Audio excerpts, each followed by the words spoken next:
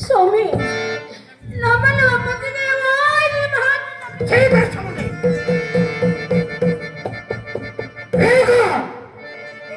ಎನ್ನ ಪವಿತ್ರವಾದ ಬಾಳವನ್ನು ಬಿಟ್ಟು ಮತ್ತೆ ತಾಪಕ್ಕೆ ಗುರಿಯಾದ ರೇಣುಕ ಎನ್ನ ಹೋಮಕ್ಕೆ ಸಿದ್ಧವಾದ ಸಾಮಗ್ರಿಯನ್ನು ಹತ್ತು ಹಂಚಿ ಕೊಲೆ ಮಾಡಿದೀಯ. ಈಗ ಎಲ್ಲ ಕೋಚರ ಕೊಲೆ ಮಾಡಿದೀಯ. ನಿನ್ನನ್ನು ಏನು ಮಾಡಲಿ? ಕರೆಯಲು ಅಥವಾ ಬರೆಯಲು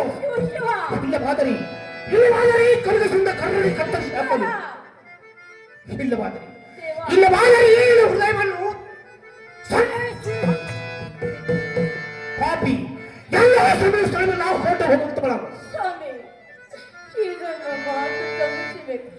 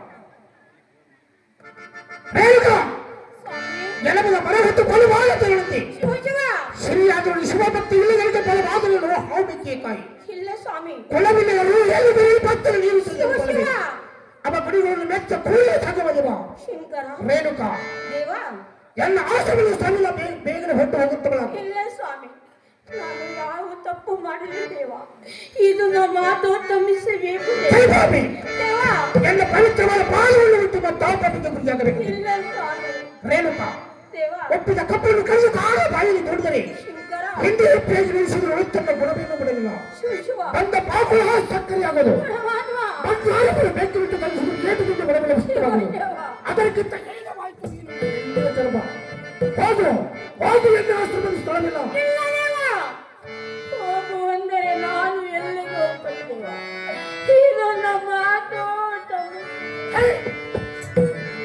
ನನ್ನ ಉತ್ತಮದ ಕಡೆ ಹೊಟ್ಟವ ನಾನು ಮಾಡಲಿ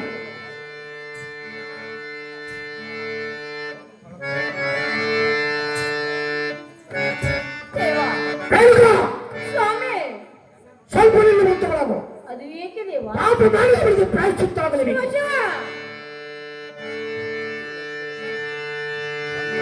ರೇಣುಕಾ ಸ್ವಾಮಿ ಎಲ್ಲ ಆಶ್ರಮ ಸ್ಥಳವನ್ನು ಹೊರಟು ಹೋಗುತ್ತವಳಾಗು ಇಲ್ಲ ಸ್ವಾಮಿ ಯಾರು ರೇಣುಕಾ ದೇವ ಇನ್ನು ಮುಂದೆ ಇನ್ನು ಮುಂದೆ ಹೇಳಿದ ಮನೆಯಲ್ಲಿ ಬಹಳ ಕೆಟ್ಟು ಹೋಗಬಡಿ. ಶಿವಶಿವ ಓಂ ನಮಃ ಶಿವಾಯ.